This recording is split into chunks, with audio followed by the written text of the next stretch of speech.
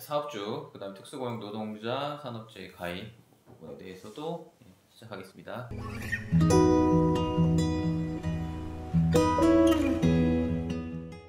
예, 안녕하세요. 노동백과 시선 42번째 노무사 김승현입니다.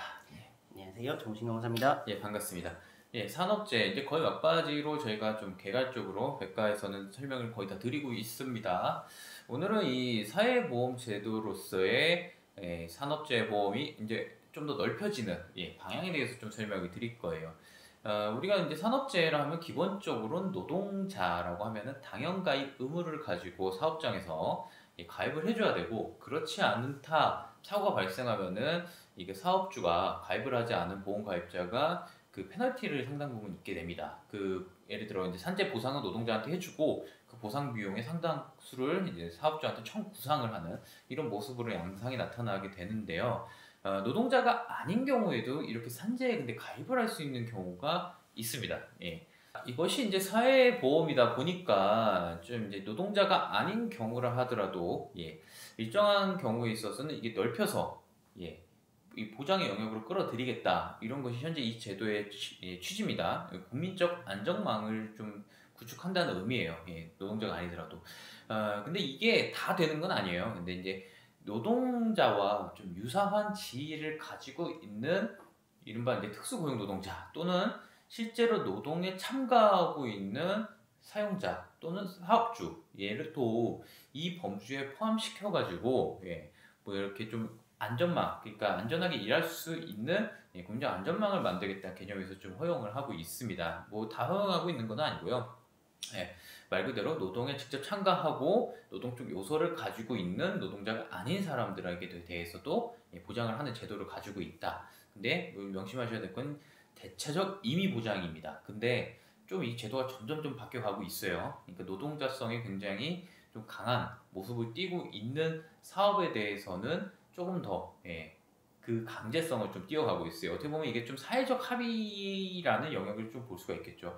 이런 면에서 저도 사회보험 쪽 한 영역으로 노동을 하는, 어떻게 보면은 이제 사용자 주의에 있지만 노동을 하는 입장에서는 이 산재 보험에 임의 가입 형태로 이제 가입이 되어져 있단 말이죠.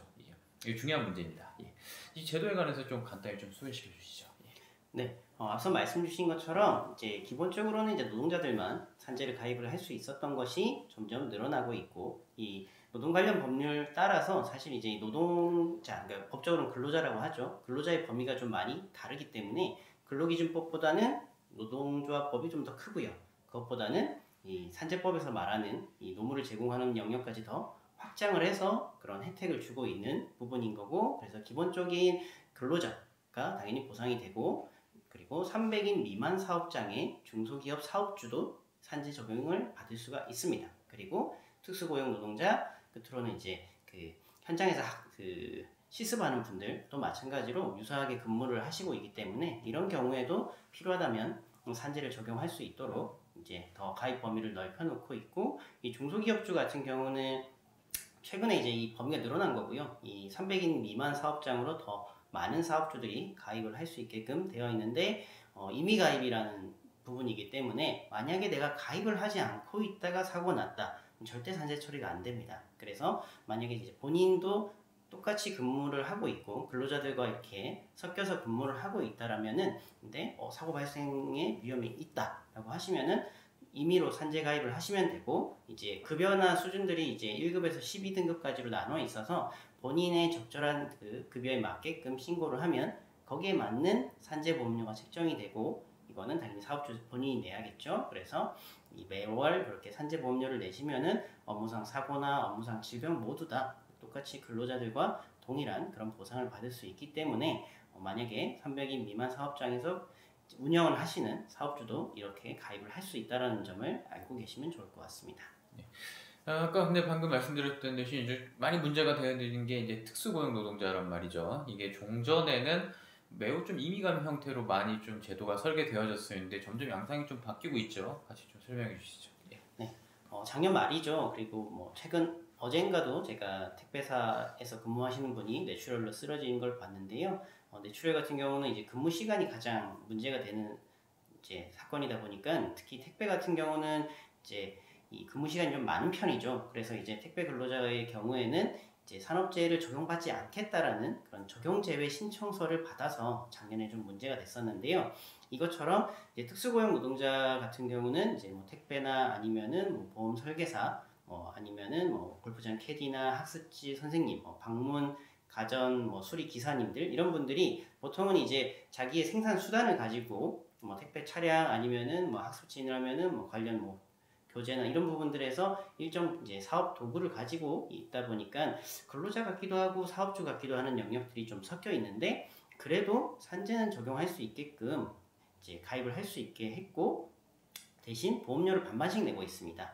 근데 이전에는 적용 제외 신청서를 내면 산재를 적용하지 않는다라는 제도가 있었기 때문에 사업주가 허위로 낸 사례들도 있었고 그게 바로 문제가 많이 됐었고요. 아니면은 우리 사업장에서 일할 거면 적용제외 신청서를 써야 된다. 왜냐면 이제 보험료를 내야 되다 보니까 사업주들이 일부 이 보험료 부담을 덜기 위해서 이 강요를 했던 사례들이 있었습니다. 그래서 이런 것들이 문제가 돼서 이 개정된 내용들을 보면은 이제 특수하게 열거된 사유가 아니면은 적용제외 신청을 못하게 되어 있어요. 그러니까 내가 예를 들어 이번 달은 택배 업무를 좀 쉴 것 같아. 허리가 아파서. 이렇게 요양을 해야 된다거나 아니면은 우리 사업장은 물량이 더 이상 나오지가 않아. 그래서 한 달 이상 쉬어야 된다거나 이런 사유가 있다라는 것을 증명하지 않고서는 적용제외가 안 됩니다. 그래서 사실상 어찌 보면은 무조건 가입 대상이 되는 거죠. 적용제외의 그 몇 가지 사유가 아니라면은 누구나 산재 적용이 될 수 있다라는 것으로 해석이 되고 있기 때문에 대부분의 이제 특수고용 노동자의 경우에도 산재 가입이나 이런 부분들이 훨씬 더 편해지고 적용이나 보상도 넓어질 거라고 좀 생각을 하고 있습니다. 예. 사실 이제 산재 제도가 이렇게 계속해서 좀 넓어지고 커지다 보면은 결국은 이제 이것이 이제 전 국민 이제 의료보험 체계와도 좀 연관이 있게 되어질 텐데요. 뭐 궁극적으로는 이제 산재 제도도 사실 노동자한테 굉장한 입증 책임을 부여하고 있고 그 입증을 하지 못하면 재보상도 안 되어지고 있고 이런 사항을 좀 고려해 봤을 때는 좀 입증 책임 완화와 함께 더불어 전 국민에게 이렇게 좀 넓혀가는 과정을 더불어 국민 건강보험과의 어떤 제휴나 이제 좀 통합도 좀 논의가 사실 아예 없는 건 아니에요. 이런 맥락에서 좀 정책적인 좀 검토도 필요는 해 보인다. 이렇게 좀 끝으로 좀 하나 말씀을 드릴게요. 어쨌든 꼭 노동자가 아니더라 하더라도 준하는 노동자의 지위를 갖고 있는 사업주나 그 다음에 특수고용 노동자. 저희는 사실 이제 노동자로 보죠. 말이 특수고용 노동자라는 거는 좀 이게 나쁜 측면도 있어요. 이제 뭐 어떤 보장은 해주겠지만 노동자로 보지 않겠다. 이렇게 두 가지 측면을 이제 다 이제 깔린 측면이 있기 때문에 좀 이렇게 달궈할 만한가 그런 내용 좀 염려가 되고 있는 내용입니다. 자, 오늘 노동백과 시선에서는 노동자가 아닌 경우에도 산업재해 보상이 되어지는 경우 이 가입 형태에 대해서 좀 알아봤고요. 이제 궁금한 점 있으시면은 댓글 방송에 남겨주셔도 되고 카카오톡에서 저희를 노동모의 시선을 친구 찾기로 검색해 주셔서 질의를 남겨주셔도 됩니다. 좋아요, 구독까지 부탁드리고요. 여기까지 마치시죠. 감사합니다. 감사합니다.